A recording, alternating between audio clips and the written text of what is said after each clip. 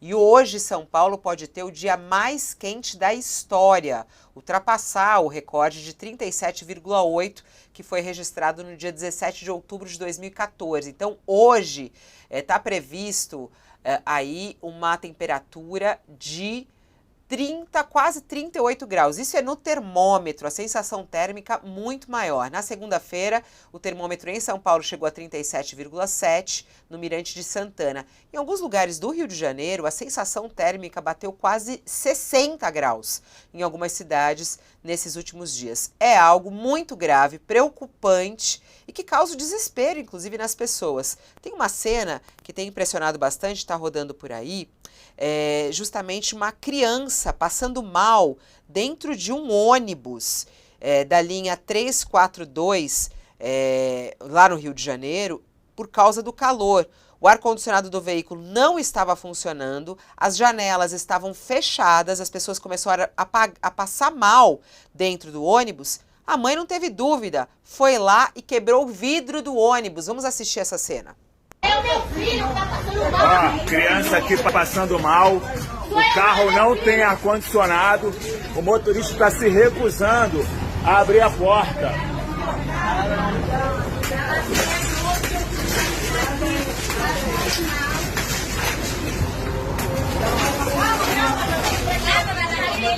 O filho tá caindo aqui, calma aí.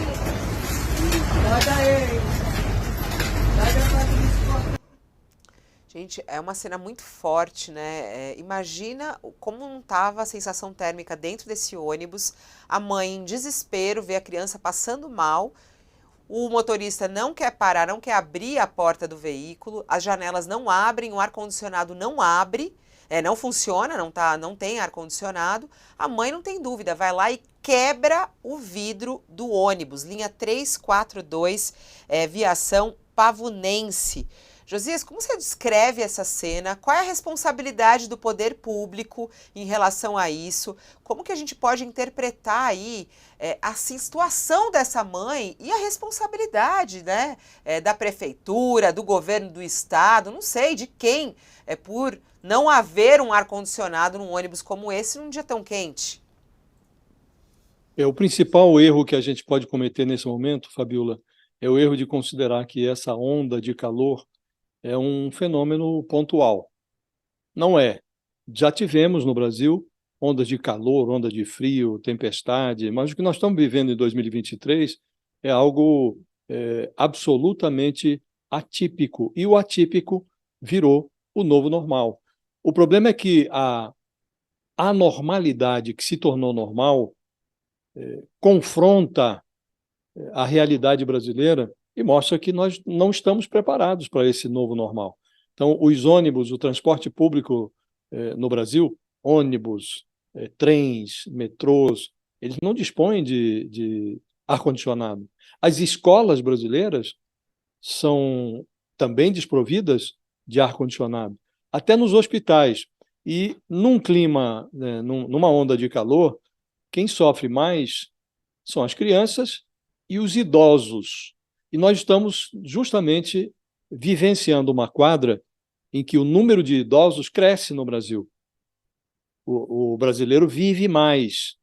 Então, teremos cada vez mais idosos. Nós vamos ter que nos equipar, Fabiola, para enfrentar essa nova realidade.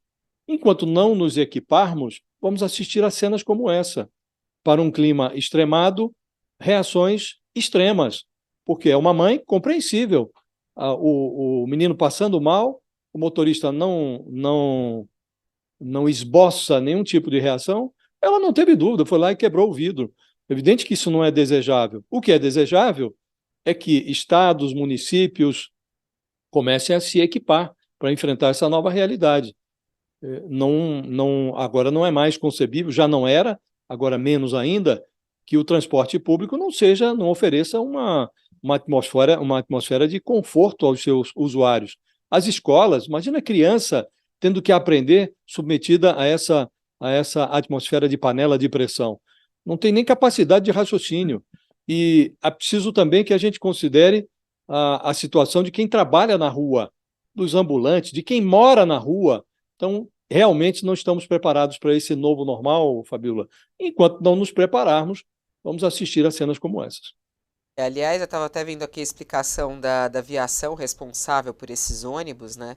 E eles falando que o ônibus saiu da garagem com o ar-condicionado funcionando normalmente, mas o equipamento apresentou problemas técnicos durante a viagem. E a Rio Ônibus informou que mais de 1.000 ônibus já estão circulando pela cidade, todos com ar-condicionado, e que 80% dos ônibus da cidade têm refrigeração. 20% então não tem, né, Sakamoto? É aceitável ou não?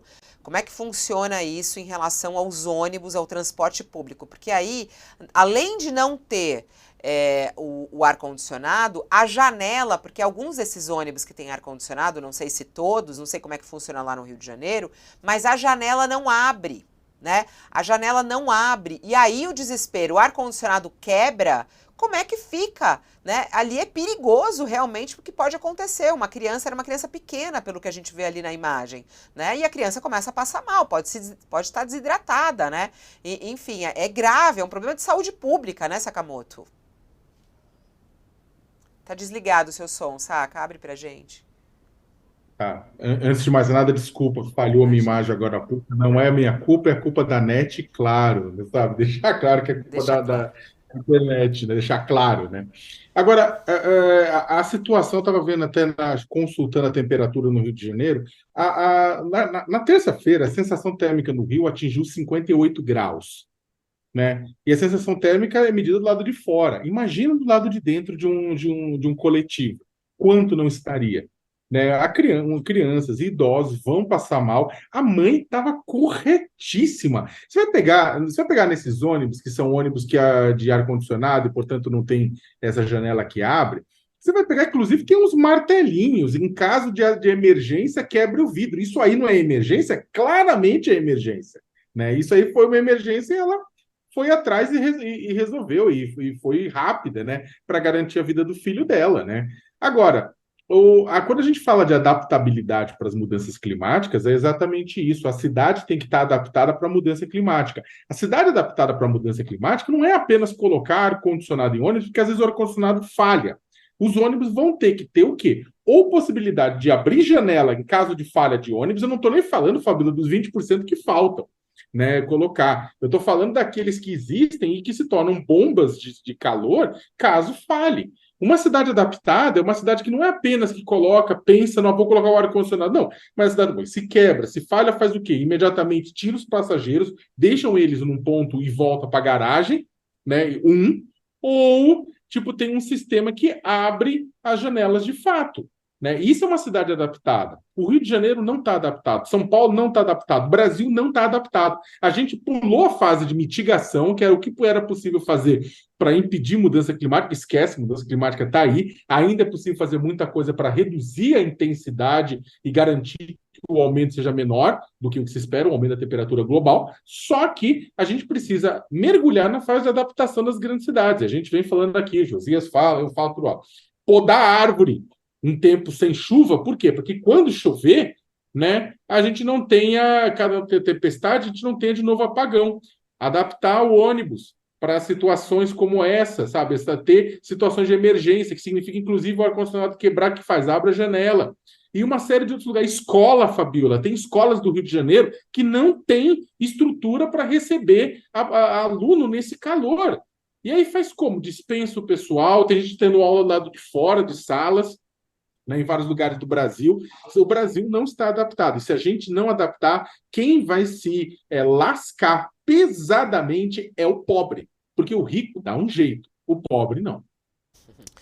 O rico vai, né? Pega um táxi, né? Se não tá com carro, muitas vezes tá com seu carro, com ar-condicionado no talo, mas é realmente uma situação dramática pelo que a gente vê aí, o que está acontecendo e o que vem pela frente, né? A previsão é que a atual onda de calor que atinge boa parte do Brasil e a maior parte do país, inclusive, desde a semana passada, só começa a diminuir amanhã. A sexta-feira ainda vai ser muito quente, segundo a previsão do tempo, mas a chegada de uma frente fria vai começar a mudar o tempo e pode provocar muita chuva.